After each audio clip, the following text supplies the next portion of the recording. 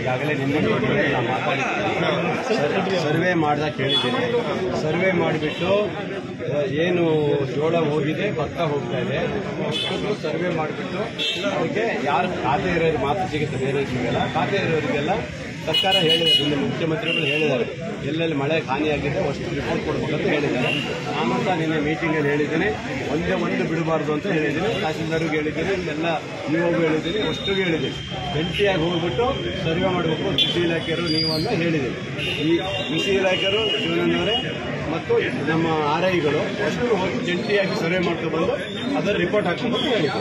ಅಷ್ಟು ನಮ್ಮ ರೈತ ಸಂಘದಿಂದ ಏನು ಕೇಳ್ತೀವಿ ಅಂದ್ರೆ ಹೇಳಿ ಏನಾಗಬೇಕು. ಮಂಗಳೂರು ಬಹಳ ಜನ ಮಾಡಿದ್ದಾರೆ, ಅವ್ರಿಗೆ ಕೊಡಬೇಕು ಅಂತ ನಾವು ಕೇಳ್ತೀವಿ. ಅಲ್ಲ ಸರ್ಕಾರ ಲೆವೆಲಲ್ಲಿ ನೀವು ಅಲ್ಲ ನಾನು ಹೇಳ್ತೀನಿ ಹಾಗಂತೇಳಿ ತಗರ್ಕೊಂಡು ಏನಾಗಿದೆ ತಗರ್ಕೊಂಡೇ ಬಹಳ ಜನ ಮಾಡಿದ್ದಾರೆ, ಕೃಷಿಯಲ್ಲಿ ಮಾಡಿದ್ದಾರೆ. ಇಲ್ಲ ಅದನ್ನು ಸರಳೀಕರಣ ಮಾಡಬೇಕು.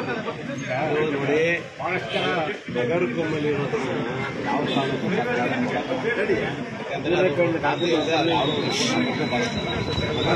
ಹೊರಗೆ ಅಂತ ಹೇಳಿದ್ರೆ ಅದಕ್ಕೆ ಏನಾಗುತ್ತೆ ಅಂದ್ರೆ ಅದು ತಿದ್ದುಪಡಿ ಮಾಡಿ ಸಂಪರ್ಕ ಮಾಡಬೇಕಾಗುತ್ತೆ ಬಿಟ್ಟರೆ ನಾವೇನು ಮಾಡಕ್ ಬರಲ್ಲ.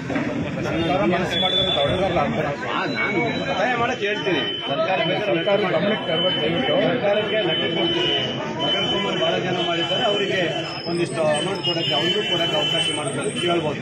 ಬೇರೆ ಇದಕ್ಕೆ ಮಾತ್ರ ನಾನು ಖಂಡಿತವಾಗಿ ನಾನು ಮಿನಿಸ್ಟರ್ ಹತ್ರ ಮಾತಾಡಿದ್ದೀನಿ.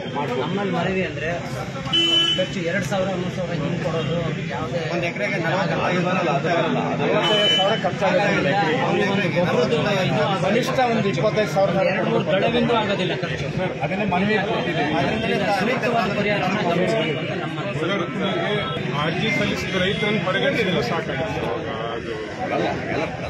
ಕಾನೂನು ನೋಡಿ, ನಾನು ನನಗೇನು ವಿರೋಧಿ ಅಲ್ಲ, ನಮಗೆ ಇಷ್ಟ.